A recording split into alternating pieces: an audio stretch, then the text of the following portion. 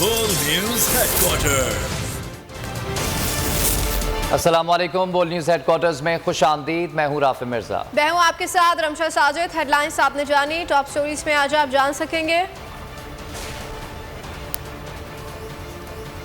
फौजी हेलीकॉप्टर लापता।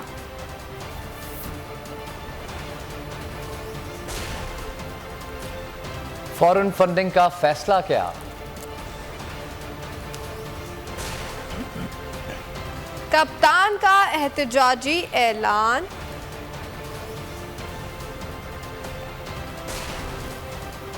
इस्तीफों की मंजूरी चैलेंज। अहम खबर है, बलूचिस्तान में पाक फौज का एविएशन हेलीकॉप्टर लापता हो गया है। SPR के मुताबिक हेलीकॉप्टर सैलाब मुतासरीन को रिलीफ फराहम करने के लिए लसबेला पहुंचा था जो लसबेला के मकाम से अचानक लापता हो गया। हेलीकॉप्टर में 12 core lieutenant general Sarfaraz Ali समेत 6 अफसरान सवार थे। हेलीकॉप्टर की तलाश जारी है। बोल न्यूज लापता अफसरान की खैरियत के लिए दुआ गो है।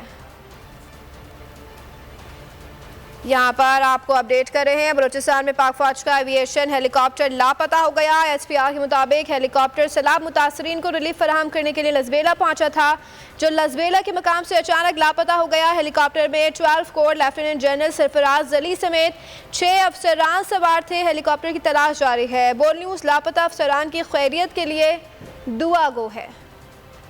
बलूचिस्तान में पाक फौज का हेलीकॉप्टर लापता। हेलीकॉप्टर में 6 अफसरान सवार थे। जुमान पाक फौज के मुताबिक बलूचिस्तान का इलाका लसबेला, जहां पाक फौज का एविएशन हेलीकॉप्टर सैलाब मुतासरीन को रिलीफ फराहम करने पहुंचा। होटल से कराची जाते हुए हेलीकॉप्टर लापता हो गया। हेलीकॉप्टर में 6 अफसरान सवार थे, जिनमें commander 12 core lieutenant general Sarfaraz Ali भी शामिल थे। अफसरान रिलीफ ऑपरेशन का मुआयना कर रहे थे। हेलीकॉप्टर की तलाश के लिए ऑपरेशन जारी है। बोल न्यूज लापता अफसरान के लिए दुआ को है। जो हेलीकॉप्टर लापता हुआ, लगता है कि उनके साथ कोई हादसा पेश आया है। दिफाई तज्जियाकार ब्रिगेडियर रिटायर्ड महमूद शाह की बोल न्यूज से बातचीत।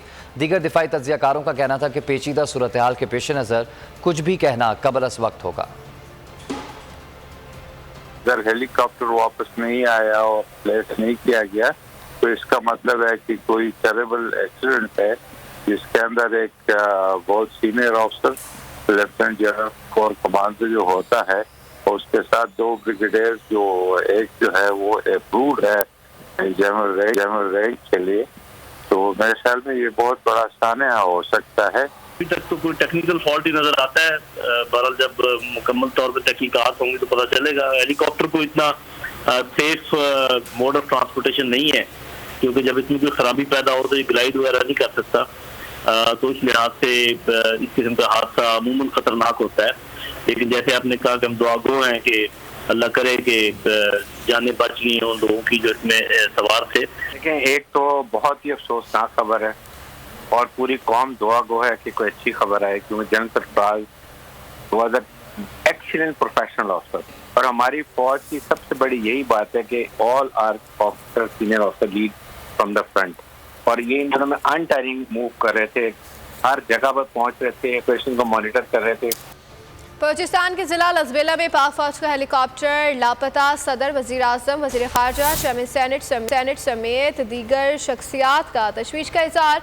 सदर मुमलिकत डॉक्टर आरिफ अलवी ने कमांडर 12 कोर और दीगर फौजी अफसरान की हिफाजत के लिए दुआ की। वजीर आजम शहबाज शरीफ का कहना है कि वतन के ये बेटे सैलाब मुतासरीन की मदद के लिए निकले थे। कौम इन बेटों की सलामती, हिफाजत और बखैरियत वापसी के लिए दुआ गो है। चेयरमैन सेनेट सादिक संजरानी ने भी हेलीकॉप्टर लापता होने पर तशवीश का इजहार करते हुए कौम से दुआ करने की अपील की है। वज़ीर खारजा बिलावल भुट्टो जरदारी वापसी के लिए दुआ गो। वज़ीर दाखिला राना सनाउल्लाह का कहना था कि आर्मी हेलीकॉप्टर के लापता होने की इतला तशवीशनाक है। Core commander lieutenant general Sarfaraz Ali और दीगर अफसरान की सलामती के लिए दुआ गो हैं।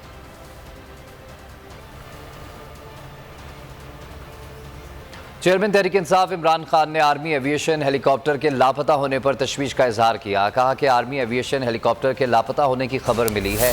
दुआ है कि हेलीकॉप्टर में सवार तमाम अफराद खैरियत से हों। चेयरमैन तहरीक इंसाफ इमरान खान की जानिब से भी आर्मी एविएशन हेलीकॉप्टर के लापता होने पर तशवीश का इजहार किया गया। कहा कि आर्मी एविएशन हेलीकॉप्टर के लापता होने की खबर मिली। दुआ है कि हेलीकॉप्टर में सवार तमाम अफराद खैरियत से हों।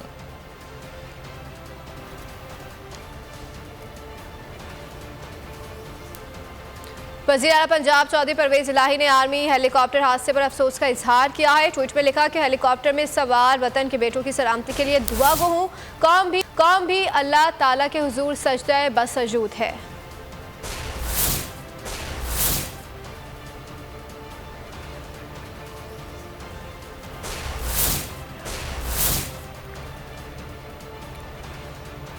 पीटीआई रहनुमा फवाद चौधरी ने बलूचिस्तान में फौजी हेलीकॉप्टर हादसे पर अफसोस का इजहार किया है। ट्विटर पैगाम में लिखा कि उनका दिल बहुत उदास है। खुदा पांचों ऑफिसर्स को अपनी हिफाजत में रखे। कोर कमांडर जनरल सरफराज से बिल्कुल भाइयों वाला ताल्लुक है। खुदा मेहरबानी और रहम करे। फवाद चौधरी का भी ट्वीट सामने आया। उन्होंने बलूचिस्तान में फौजी हेलीकॉप्टर हादसे पर अफसोस का इजहार किया। ट्विटर पैगाम में फवाद चौधरी ने लिखा कि उनका दिल बहुत उदास है। खुदा पांचों ऑफिसर्स को अपनी हिफाजत में रखे। कोर कमांडर जनरल सरफराज से बिल्कुल भाइयों वाला ताल्लुक है। खुदा मेहरबानी और रहम करे।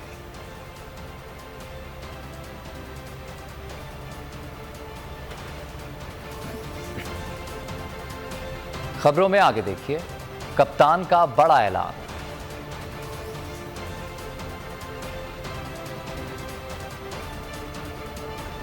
और इस्तीफों का मामला चैलेंज।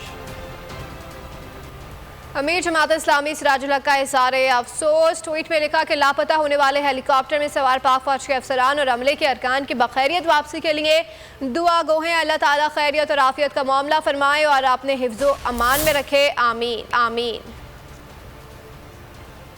अमीर जमात इस्लामी सिराजुल हक का इज़हार अफसोस। ट्वीट में लिखा कि लापता होने वाले हेलीकॉप्टर में सवार पाक फौज के अफसरान और अमले के अरकान की बखैरियत वापसी के लिए दुआ गो हैं। अल्लाह ताला खैर व आफियत का मामला फरमाए और अपने हिफ्ज़ो अमान में रखे। आमीन।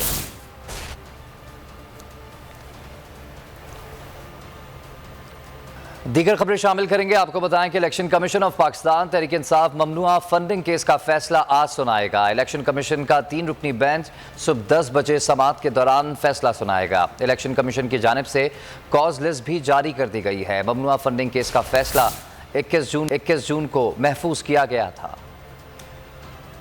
इलेक्शन कमीशन का रातों रात एक्शन। पीटीआई ममनुआ फंडिंग केस का फैसला सुनाने का ऐलान। इलेक्शन कमीशन ने कॉज लिस्ट जारी कर दी। ममनुआ फंडिंग केस का फैसला सुबह 10 बजे सुनाया जाएगा। जराये के मुताबिक चीफ इलेक्शन कमिश्नर की ज़ेर सदारत पीटीआई ममनुआ फंडिंग केस के हवाले से इलेक्शन कमीशन में इजलास हुआ जो 3 घंटे तक जारी रहा। इजलास में ममनुआ फंडिंग केस से मुतालिक मुशावरत की गई। पाकिस्तान तहरीक इंसाफ के खिलाफ फंडिंग केस इलेक्शन कमीशन में 8 साल से ज़ेर समाअत रहा। तहरीक इंसाफ के खिलाफ इलेक्शन कमीशन में केस 14 नवंबर 2014 को पीटीआई के बानी रुकन अकबर एस बाबर की जानिब से दायर किया गया था। तहरीक इंसाफ को फैसले से मुतालिक कोई खौफ नहीं, तमाम रिकॉर्ड जमा करा चुके हैं। रहनुमा तहरीक इंसाफ फारूक हबीब की वजाहत। बोल न्यूज़ से खुसूसी गुफ्तगू करते हुए कहा कि इलेक्शन कमीशन नून लीग ना ही पीपल्स पार्टी के मुकदमात आगे बढ़ा रहा है, ना उनकी स्क्रूटनी कर रहा है, बस पीटीआई के केस पर नजर है। पहले भी वाज़ेह कर चुके हैं कि इलेक्शन कमीशन पर एतमाद नहीं, ये जानिबदार हो चुका है। पीटीआई रहनुमा जुल्फ़िकार बुखारी ने प्रोग्राम ऐसा नहीं चलेगा में गुफ्तगू करते हुए कहा कि हमारे पास फंड्स देने वालों के तमाम रिकॉर्ड मौजूद हैं। चीफ इलेक्शन कमिश्नर को गैर जानिबदार होना चाहिए। अगर इलेक्शन कमीशन जानिबदारी दिखाएगा तो बेहतर है, अगर फैसला हमारे खिलाफ आया तो सुप्रीम कोर्ट में चैलेंज करेंगे। पार्टी नून लीग के केसेस के ऊपर तो इलेक्शन कमीशन जो है वो आगे नहीं बढ़ रहा, उनकी जो है वो स्क्रूटनी भी मुकम्मल नहीं करवा रहे। यहाँ पर जो है वो पीटीआई के केस के ऊपर जो है बड़ी तेजी से आगे बढ़े। हम तो अपना तमाम रिकॉर्ड जो है वो जमा करवा चुके हुए हैं और कोई भी ऐसी जो है वो फंडिंग नहीं है जिस फंडिंग का जो है वो ताल्लुक किसी गैर कानूनी जराये से हो। तमाम पैसा जो है वो पाकिस्तान तहरीक इंसाफ के जो अकाउंट्स हैं उन अकाउंट्स के अंदर आया हुआ है और मैं ये समझता हूँ कि वो तमाम डिक्लेयर्ड है, उसका तमाम रिकॉर्ड भी दिया गया है। इलेक्शन कमीशन ये फैसला सुनाने जा रहा है तो ये हम पहले ही बता चुके हुए हैं कि इलेक्शन कमीशन जो है वो बायस्ड है और यही वजह है कि पीपल्स पार्टी नून लीग के केस को साथ सुनाने की बजाय वो अकेला पीटीआई को जो है वो टारगेट उन्होंने किया है। कानून वाजे है। मैं आपको कहता हूँ, मैं आपको पूरी लिस्ट दे दूंगा उन डोनर्स की जिनने डोनेट किया है। मैं आपके शो पे, आपके स्टूडियो पे बैठूंगा, आप हर एक डोनर को लाइव फ़ोन करके पूछ लें कि उनने कहाँ पैसा दिया था और क्या उनको पता था वो क्या दे रहे हैं। फ्रॉड तो यही हो सकता है ना कि पैसा कहीं और दिया, इस्तेमाल कहीं और हुआ हो। आप उन सब से एक एक पूछें कि जिनने आरिफ नकवी साहब को दिया और जिनने डायरेक्टली पीटीआई के अकाउंट्स में दिए या शौकत खाना में के अकाउंट्स में दिए। आप उनसे इंडिविजुअली पूछ लें। हमें पूरी उम्मीद है कि जैसे सुप्रीम कोर्ट ने भी कानून की बालादस्ती की, उसी तरीके से हमें उम्मीद है कि इलेक्शन कमीशन यही करेगा। अगर नहीं करेगा तो ज़ाहिर बात है उस पर जो कानूनी तरीका है अपील करने का नेक्स्ट सुप्रीम कोर्ट में कहीं भी हम उसको वहाँ जाएंगे। अगर वो ये डिसीजन दें तो फिर इलेक्शन कमीशनर के पास एक ही काम रह गया कि वो शेर का निशान लेके फिरे हर जगह। माहिर कानून और फंडिंग केस में पीटीआई के वकील अनवर मंसूर खान ने कहा है कि फंडिंग केस का फैसला पीटीआई के खिलाफ नहीं आ सकता। अगर खिलाफ आया तो इलेक्शन कमीशन को बताना होगा कि किन बुनियादों पर फैसला दिया गया।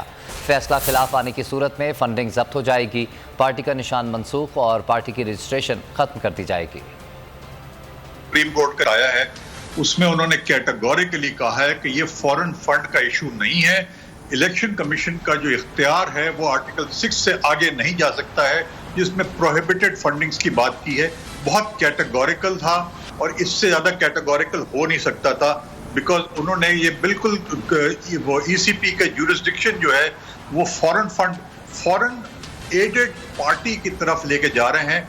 उस सेक्शन 2 के अंदर डिफाइन किया हुआ था फॉरेन एडेड पार्टी कि अगर कोई जिसका इंटेंशन ये हो कि मुल्क के अंदर प्रॉब्लम क्रिएट कर रहा हो, जिसकी वजह से बाहर से पैसे आ रहे हों, और ये चीजें प्रूव करना जो है वो उनका काम नहीं है और ना वो कर सकते हैं। ये उन्होंने कैटेगोरिकली होल्ड कर दिया कि फॉरेन एडेड पार्टी, ये फॉरेन फंडिंग का जो लफ्ज इस्तेमाल कर रहे हैं ये बेसिकली उसको लेके जाना चाहते हैं एज फॉरेन एडेड पार्टी, जो कि इनका मैंने बात करनी ना फॉरेन फंडिंग जो है वो नहीं है, ये प्रोहिबिटेड फंडिंग की तरफ से है। तो इलेक्शन कमीशन ने को ये बावर कराया गया है और बार बार ये जजमेंट पढ़ के सुनाया गया कि आपका इख्तियार नहीं, जिसमें कि इलेक्शन कमीशन ने कैटेगोरिकली ये कह दिया था कि हम प्रोहिबिटेड फंडिंग देख रहे हैं। चेयरमैन पीटीआई ने जुमेरात को इलेक्शन कमीशन के खिलाफ एहतजाज की कॉल दे दी है। इमरान खान ने चीफ इलेक्शन कमिश्नर से मुसाफी होने का मुतालबा करते हुए कहा कि मुल्क में शफाफ इलेक्शन होने चाहिए। 2 सूबाई असम्बलियों ने करारदादें मंजूर की है। वाज़ेह हो गया कि इलेक्शन कमीशन पर किसी को एतमाद नहीं। मौजूदा इलेक्शन कमीशन के होते आइंदा इलेक्शन शफाफ नहीं हो सकते। अगले इलेक्शन में धांधली का प्लान बनाया हुआ है। ईवीएम मशीन आ जाए तो धांधली के 130 तरीके ख़त्म हो जाएंगे। भारत और ईरान में ईवीएम मशीन का इस्तेमाल होता है, लेकिन यहाँ चीफ इलेक्शन कमीशन ने ईवीएम की भरपूर मुखालफत की। जुमेरात को दोपहर को हमने इलेक्शन कमीशन के सामने प्रोटेस्ट करना है कि ये रिजाइन करे। इलेक्शन कमीशन के ऊपर 2 अब पाकिस्तान की असेंबलीज ने रेजोल्यूशन पास किए हैं कि कोई कॉन्फिडेंस नहीं है उनके ऊपर। पख्तूनख्वा की असेंबली ने आज पास किया, पंजाब असेंबली ने कल पास किया। इसका मतलब कि तकरीबन 80% पाकिस्तान की आबादी कोई इस इलेक्शन कमीशन के ऊपर कॉन्फिडेंस नहीं है कि जो इलेक्शन हो वो फ्री एंड फेयर हो। किसी सूरत उस इलेक्शन कमीशन को अगले इलेक्शंस कंडक्ट नहीं करने चाहिए। और एक दफा ईवीएम मशीन आ जाए तो 130 खत्म हो जाते हैं, जबकि हिंदुस्तान में भी हैं, ईरान में भी, दोनों हमसाये मुल्कों के अंदर ईवीएम मशीन। इसने पूरा जोर लगाया ईवीएम मशीन ना आने। सब्सक्राइब करें और बेल दबाएं ताकि कोई खबर रह न जाए।